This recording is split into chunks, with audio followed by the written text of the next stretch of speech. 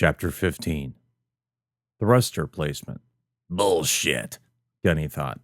More like placing Marines in the middle of fucking pinecone heaven. The further they traveled from midships, the thicker the carpet of pinecones became. The creatures seemed to have begun a mass migration.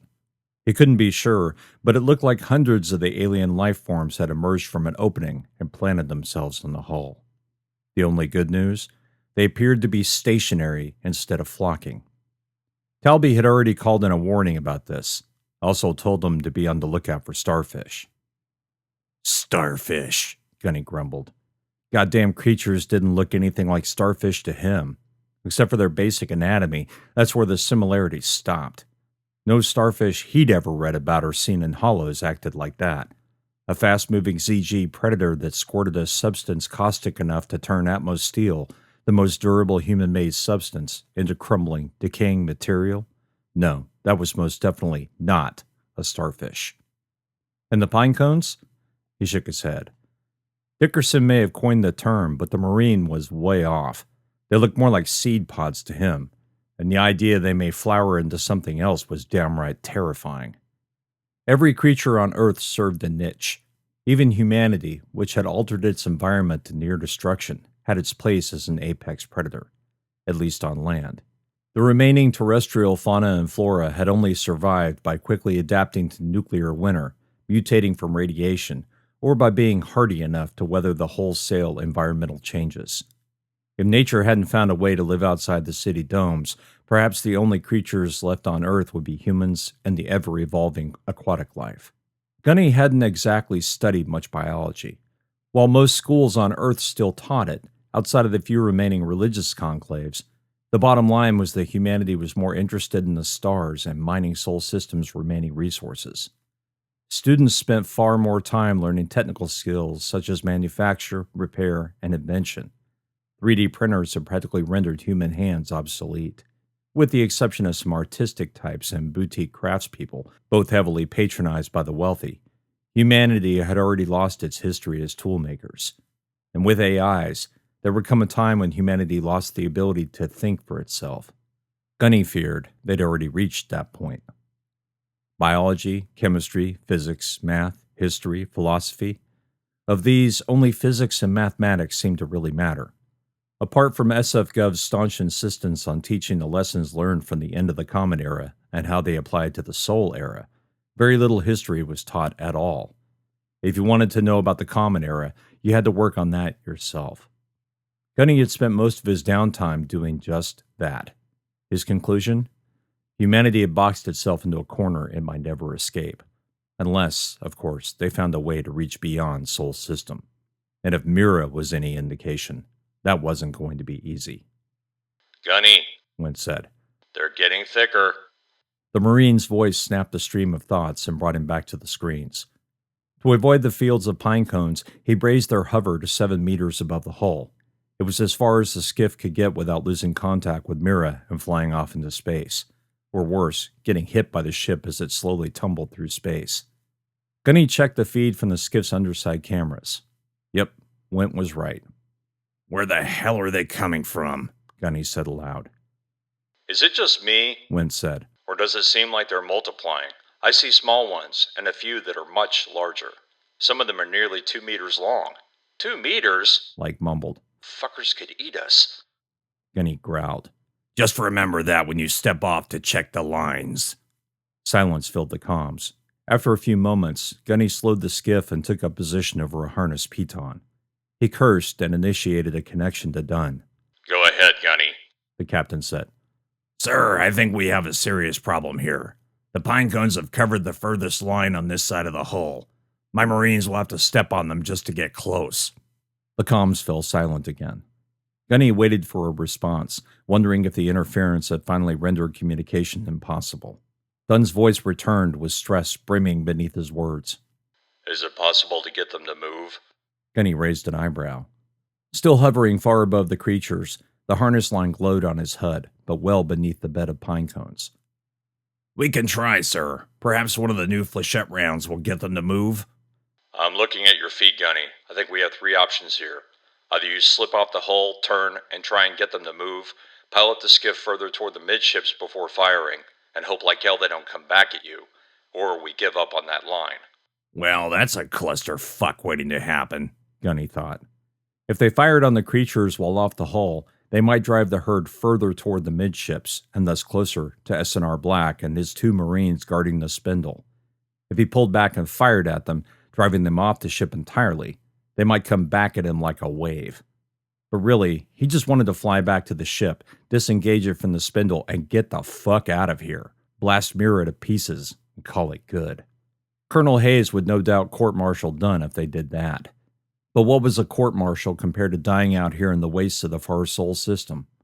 Gunny smirked, as if half the Marines in S&R Black hadn't already been court-martialed once or twice, especially Dickerson and Carbonaro. Having the captain serve some time in the brig wouldn't exactly be out of character for the company. Gunny? Aye, sir, he said, his cheeks flushing with embarrassment. I'll pull the skiff back toward the midships and give the little buggers something to think about. Very good, Gunny. Done out. Gunny sighed, the sound echoing in his helmet. Okay, Marines, changing plans. We're going to head about 20 meters toward the midships, turn around and fire at these things. See if we can get them to move. Wint immediately responded. You trying to get them to swarm off the hull? That's the idea, Gunny said, his voice little more than a growl. If they get the hell off the hull, we can proceed with our mission. If not, well, we'll figure something out. Is that really a good idea? Like asked. Gunny narrowed his eyes. Good and bad don't matter here, Marine. Those are our orders. When Like responded, his timid voice did nothing to improve Gunny's mood. Aye, Gunny. Regular flechettes, Marines, but be ready to switch to the other ammo. If those things take off like a pissed-off flock of birds heading straight at us, I want you to blast everything in range. Acknowledged, Wint said.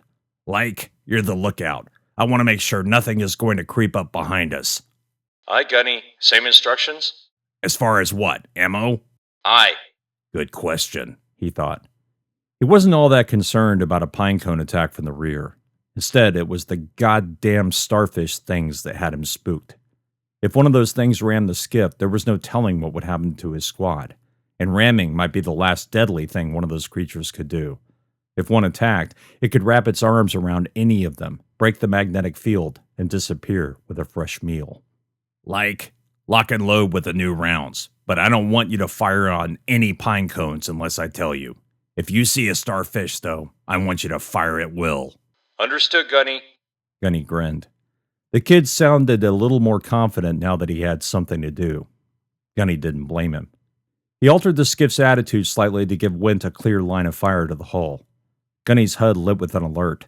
With the skiff canted, the magnetics struggled to keep them from losing connection with Mira's hull. If the skiff encountered multiple impacts, they were liable to lose contact, and the field of invisible energy tethering them to the ship would shatter, leaving them floating above a massive ship that still tumbled. He decreased altitude and explained the reason to both Wint and Like. Wint simply acknowledged.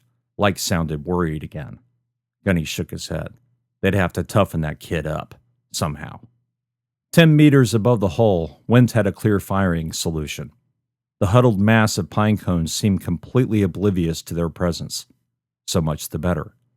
Once he felt the craft was stable enough, Gunny clenched the throttle until his knuckles throbbed. He checked his feeds once more, making sure no threats approached them from above, the rear, port, or starboard. Clear space. Wint, 2 rounds. If they fly back at us, fill the air with chaff. Aye, Gunny. Fire at will, Marine. Wint said nothing as he activated the cannon. 2 rounds, pushed by a pneumatic piston, flew from the barrel over Gunny's head. He watched them as their rocket engines kicked on, and the flechette rounds accelerated to 50 meters per second before exploding less than a meter above the field of pine cones. Shards of Atmos steel smashed into their shells at nearly 200 meters per second. A storm of pine cone debris exploded upward. The cloud obscured his view of the herd, and Gunny held his breath as he waited for a clear view. He didn't have to wait long. 2 or 3 seconds passed before hundreds of pine cones rose from the hull. The swarm, herd, whatever the fuck he wanted to call it, sped away from the area and into space. Gunny grinned. He could already see the harness piton placement. Outstanding, Wint. Just... His voice broke off. The pinecone swarm slowly turned and faced the skiff. Gunny's mouth opened in an O of surprise as a piece of deck plate near the starboard hull's edge erupted in flecks of gleaming metal. Arms reached out over the hull and clamped onto the metal surface. A starfish, the largest he'd seen, pulled itself from the hole. The swarm continued their retreat, heading straight for the skiff. Hold on! Gunny yelled and punched the fore thrusters to full. The skiff shot backward toward the midships, the canted attitude causing them to gain altitude. Alerts lit his HUD as the magnetics lost connection with the hull. Cursing, Gunny activated another burn and attempted to correct the skiff's trajectory and place the magnetics back in range. The pinecone swarm continued its advance. Gunny's HUD placed their velocity at 10 meters per second. Hundreds of the damn creatures flew toward the skiff like a plague. Gunny touched the thrusters again, and the skiff plunged toward the hull. Like yelled out, but Gunny didn't have time to check his feed. Several flechette cannon rounds flew over Gunny's head into the advancing mass of pinecones. Unlike the younger Marine, Went made no sound over the comms. A cloud of flechettes exploded 10 meters from the skiff, creating a wall of chaff directly in the swarm's path. It wasn't enough. The swarm didn't even slow. Went! Switch rounds! The cannon's fire paused for a heartbeat before 5 more flechettes sailed over Gunny's head. The tritium rounds streaked into the massive pine cones, detonating in bright nanosecond explosions of light. Zoomed in, Gunny saw the puffs of the flechettes contacting the metal-like skin of the pine cones. Shards of exosolar carapaces rose from the swarm, a few of the creatures exploding as the heavy water met their shells. The swarm broke apart into 3 smaller groupings. One turned tail, retreating to the other side of the hull, while the other 2 branched out far enough to pass by the skiff. Gunny zoomed back out and checked the other feeds. The pinecone mini-swarms continued heading toward S&R Black, but each was moving further aft or fore, far enough away to no longer be an imminent threat. Good shooting, Went, Gunny said when he caught his breath. His heartbeat continued hammering in his chest, but it was slowing. I think... Incoming! Like yelled. Gunny swished back to his forward feed. The starfish that had gone after the pinecone swarm headed straight at them. The space around the creature's skin shimmered, slightly blurring the starfish's form. Gunny hit the 4 thrusters again, and the skiff began moving backward faster. Went! Blast it! Another salvo left the cannon and streaked toward the starfish. The creature seemed to sense the flechette rounds and flexed its arms in a blink of movement. The flechettes landed meters away from it, impacting the hull with flashes of light. Shit, Gunny. Went growled through the comms. Can't get a good beat. Fucker is fast. Like, get up here, Gunny said. Kill that fucking thing. Aye, Like said. The starfish, somehow realizing it could avoid the hazard, moved in zigzags toward them. The terror he felt was only matched by the wonder of watching the thing move, as though it were in water, using its arms to change trajectory and speed with ease. The creature quickly ate the distance and was less than 50 meters from them when Like finally sighted and fired. Without as much distance between the skiff and the creature, it had less time to dodge the incoming rounds. Like, a better shot than Gunny had previously given him credit for, fired 3 rounds. The first was dead center, the others wide on either side. The rockets kicked in and the rounds streaked to their target. The creature tried to dance away from the first round and flew straight into the second. The tritium flechette collided with the base of one of the arms, exploding in a mix of shrapnel and heavy water. The limb detonated into shards of its tough flesh. The starfish cartwheeled from the impact, its arms flailing in both surprise and, Gunny assumed, pain. Went fired a single flechette round, leading the creature slightly. Just as Gunny was about to ask him what he was doing, the round hit the starfish in its center. The exosolar life form exploded into debris. A single intact arm floated above the mess, trailing crumbs of shell. Hot damn, Gunny said. Good work, Marine. Now we just need to... what the fuck is that? Like breathed over the comms. Gunny squinted at his HUD and gooseflesh tingled every centimeter of his skin. The deck plate nearest the piton point had erupted into flakes of metal. Arms, too many to count, shot out of the hull and grabbed its edges. Gunny to Talby. Talby here, go. Gunny licked his lips. We might need a little help, sir. After a slight pause, Talby finally responded. Hit those bastards with everything you have. Get them off the hull. Aye, sir, Gunny said, thankful Talby had switched to his camera feed. You heard the LT, Wint. Blast 'em! Wint opened up with the cannon, saturating the giant rent in the hull with tritium flechettes. 6 bright flashes lit Gunny's HUD as a cloud of debris, fragments of both black shimmering flesh and glinting metal, rose from the target site. Gunny waited for the cloud to break apart so he could see if any more threats intended to come at them from that spot. After a moment, nothing happened. They were safe. Talby, condition green, here. Hi, Gunny. Good job.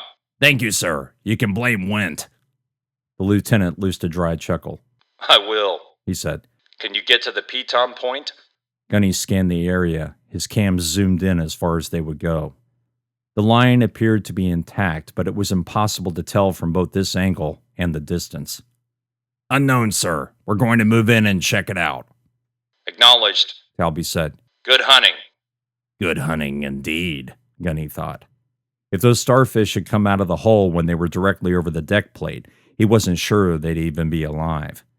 He imagined the starfish things locking their arms over the skiff, plucking them from the craft like pine cones, squirting their suits with acid, and finally devouring them whole. He shivered. Okay, boys, Gunny said. We're going back in. Like, you're the lookout again. Pay attention to the deck plates to aft, port, and starboard. Understood, Gunny. Like said. He sounded icy. That was a damn good thing. Ready, Wint? Hi, Gunny. Locked and loaded. Gunny took a deep breath. Here we go.